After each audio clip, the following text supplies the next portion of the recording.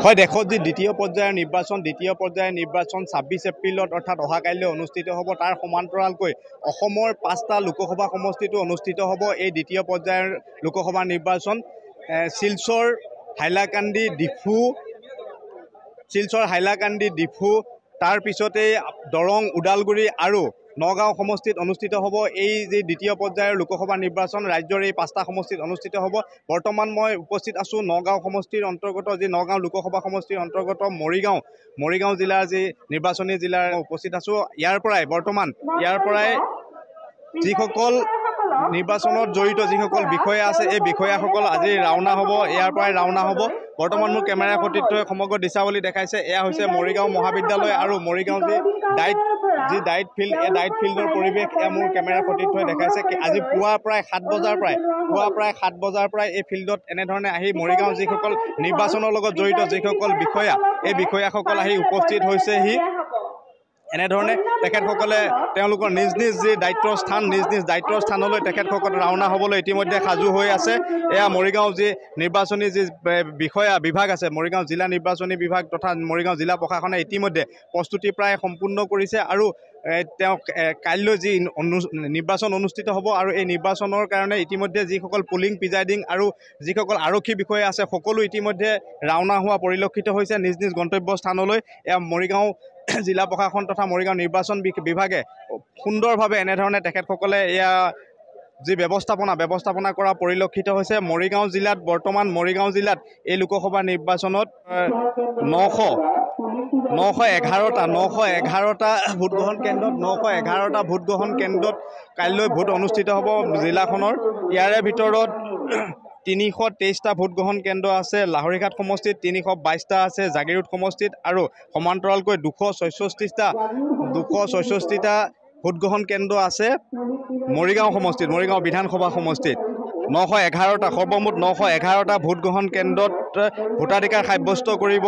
সমষ্টি আছে 3টা সমষ্টি, লাহৰীঘাট, জাগিৰোড আৰু মৰিগাঁও সমষ্টিত সৰ্বমুঠ 7,25,801 ভোটদাতাৰে 911টা যি ভোটগ্ৰহণ কেন্দ্ৰ 911টা ভোটগ্ৰহণ কেন্দ্ৰত তেখেতসকলে ভোটাধিকাৰ সাব্যস্ত কৰিব আৰু 911টা ভোটগ্ৰহণ কেন্দ্ৰলৈ বৰ্তমান মৰিগাঁও জিলাৰ পৰা 5,466 গৰাকী যি পুলিং প্ৰিজাইডিং আৰু আৰক্ষী বিষয়া ইতিমধ্যে ৰাওনা হ'বলৈ এয়া প্ৰস্তুতি চলাইছে আৰু কিছু ইতিমধ্যে গন্তব্যৰ যি কৰ্তব্যস্থানলৈ ইতিমধ্যে ৰাওনা হৈছে। মোৰ কেমেৰাৰ সতীৰ্থই সেই পৰিৱেশ দেখাইছে। মৰিগাঁও যি ডাইট ফিল্ড আছিলে, মৰিগাঁও ডাইট ফিল্ডৰ পৰা এনেধৰণে মৰিগাঁও জিলা প্ৰশাসনে যি ব্যৱস্থাপনা কৰিছে সেই ব্যৱস্থাপনা ইতিমধ্যে প্ৰায় সম্পূৰ্ণ হোৱা বুলি ক'ব লাগিব। সৰ্বমুঠ মৰিগাঁও জিলাখনৰ 3টা বিধানসভা সমষ্টিত 7,25,801 যি ভোটাধিকাৰ সাব্যস্ত কৰিব 911টা ভোটগ্ৰহণ কেন্দ্ৰত। ইয়াৰে 29টা ভোটগ্ৰহণ কেন্দ্ৰ সম্পূৰ্ণ মহিলাৰ দ্বাৰা পৰিচালিত হ'ব।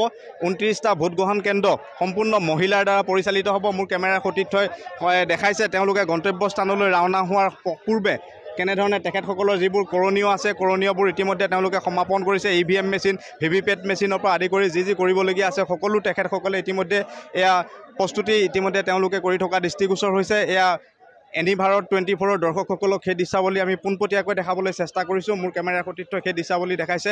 আমাৰ যদি সম্ভৱ হয় মৰিগাঁও যি নিৰ্বাচনী বিষয়া তথা মৰিগাঁও জিলা আয়ুক্ত দেৱাশিষ শৰ্মা ডাঙৰীয়া আছে, আমি তেখেতৰ পৰা কিছু মন্তব্য ল'বলৈ আমি চেষ্টা কৰিম। আমাৰ খুব সুন্দৰকৈ প্ৰস্তুতি হৈছে আৰু যোৱা এমাহ দিন ধৰি আমি আমাৰ যিসকল আমাৰ পলিং অফিচাৰ আছিলে তেওঁলোকক আমি প্ৰশিক্ষণ দি আছিলোঁ। খুব সুন্দৰকৈ প্ৰশিক্ষণ হৈ গৈছে। যোৱাকালি গধূলি আমি গাড়ীবোৰ পঠিয়াই দিছোঁ। যিসকল ভিতৰুৱা অঞ্চলত আছিলে মাতি গৈছে। আজি ৰাতিপুৱা 5টা বজাৰ পৰা গাড়ীবোৰ আহিবলৈ আৰম্ভ কৰিছে। 7টা বজাত আমি কাউণ্টাৰ খুলি দিছোঁ।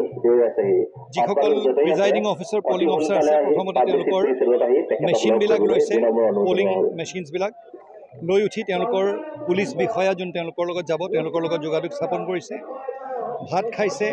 3টা সমষ্টিৰ 3খন ফিল্ডত সুকীয়াকৈ গাড়ীবোৰ ৰখা হৈছে আৰু সেই নিৰ্ধাৰিত সেই ফিল্ডবিলাকলৈ আমাৰ ইয়াত সুন্দৰকৈ তেওঁলোকৰ কোনজন পলিং অফিচাৰে কোনটো কাউণ্টাৰৰ পৰা তেওঁৰ বাকচ উঠাব লাগিব, কোনখন ফিল্ডলৈ যাব লাগিব সেইখিনি লিখা আছে। সেই তালৈ গৈ তেওঁলোক গৈছেগৈ। গৈ পোৱাৰ পিছতো প্ৰতিখন স্কুলৰ 560টা স্কুল 911টা পলিং ষ্টেচন 6000 মানুহ আমাৰ তাৰ ওপৰত আকৌ 2000 পুলিচ কৰ্মী তাৰমানে সৰ্বমুঠ 8000 মানুহ আমি এই আজিৰ দিনটোৰ ভিতৰত আমি পৰিচালনা কৰিম তেওঁলোকে গৈ পাবগৈ সেই টুকুৰা জায়গাত গৈ পেলাই পায় ৰাতি তেওঁলোকে ক'ত থাকিব খাব কি এনেধৰণে আৰম্ভ কৰিব এই গোটেইখিনি সৰু সৰু কমিটি বনাই এইটো প্ৰতিটো এনেই আমি মডেল পলিং ষ্টেচনৰ কথা শুনিছোঁ যোনটো 29টা আছে কিন্তু মডেল পলিং ষ্টেচনতে আবদ্ধ হৈ নাথাকি মৰিগাঁও জিলাৰ প্ৰতিটো পলিং ষ্টেচন আমি এটা আদৰ্শ পলিং ষ্টেচন কৰিবলৈ এটা প্ৰচেষ্টা চলাইছোঁ প্ৰতিজন প্ৰধান শিক্ষক আৰু শিক্ষা বিভাগে এই সংক্ৰান্তত এটা গুৰুত্বপূৰ্ণ অৱদান আগবঢ়াইছে